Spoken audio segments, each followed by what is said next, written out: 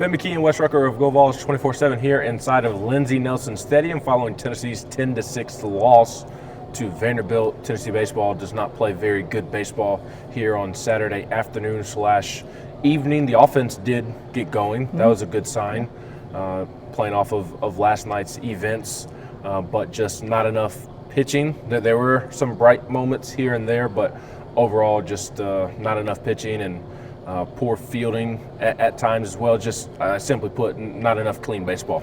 No, and at this point, Ben, I mean, they've played enough ball here this season to where it might be just time to say it's not a very good baseball team at home. I mean, I don't know what else you can say at this point. Numbers kind of are what they have been for the past, 4 or 5 series here, and if they don't go get that one tomorrow, I mean, it's just maybe they'd be better off going on the road, you know, in the postseason like a couple years ago. But no matter where you're playing, walks and errors, you lose. Like you walk guys to start innings, especially. You hit a guy on the first pitch of the game. You finally get some momentum in the 6th.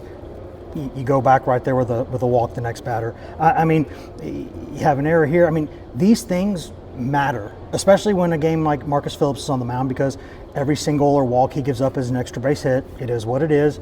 That, especially because Vandy can run, like 8 of their 9 can run, and so Vandy just takes what you give them. They put the ball in play. They play clean baseball, kind of like Kentucky did, maybe with a little bit more talent. And Tennessee gave them enough to where they won comfortably. Yeah, Tennessee has not been good at home this season. Mm-hmm. I think it's just time to flat out say that they're not a good fundamental baseball team. Yeah, I think that's fair. I mean, at this point, you know, they've tried to hit buttons and move this and move that, and I get it. You have as much talent as we think they have. You want to tinker with it, but whatever they've done, they just haven't put it together. And you know, we said this a couple years ago, and we saw what they did when the postseason started. So you just never say never. I mean, college baseball is full of teams that like barely got into the tournament with records much worse than Tennessee's going on to win a championship. So I'm not saying that this has anything to do with what's going to happen there, but they have to play cleaner baseball. I mean, you just, no matter how much talent you have, don't walk people, don't hit people, play clean defense. You don't even have to make the great plays. Just make the ones right in front of you, because those things, they prolong games. They change momentum. They suck the air out of the crowd if you're at home. It's just not what good baseball teams do. You know, you have somebody on the ropes.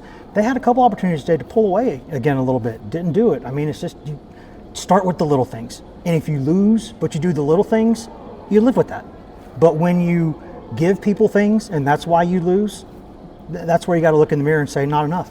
Yeah, and starting with the little things, you need more pitching. And part of what you were referencing is the walks, the hit by pitches. I mean, there have been more guys that have contributed than just Liam Doyle, but just generally speaking, like, this pitching staff needs to step up, because Liam Doyle can't carry them to Omaha alone. That they have to find some depth on this team. And tomorrow, big time rubber match. We'll see how it plays out, but before we ultimately judge the weekend, like we always say.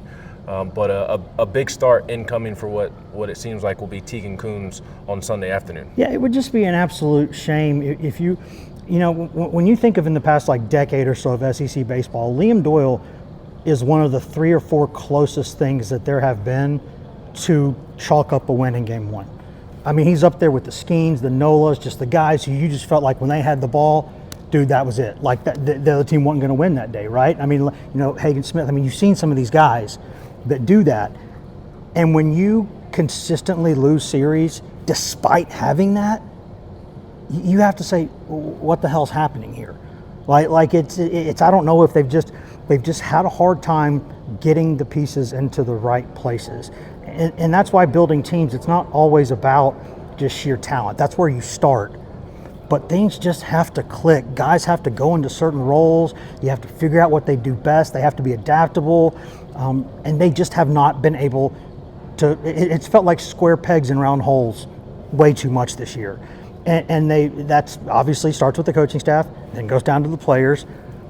They just got to find something that works. I mean, they said they were going to simplify things, but then they went out and didn't play well. And they're like, okay, well, now we have to change things around again. And I don't blame them for that. But at some point, maybe some faces that we don't we don't think of as guys who need to be out of the lineup, maybe it's not their time.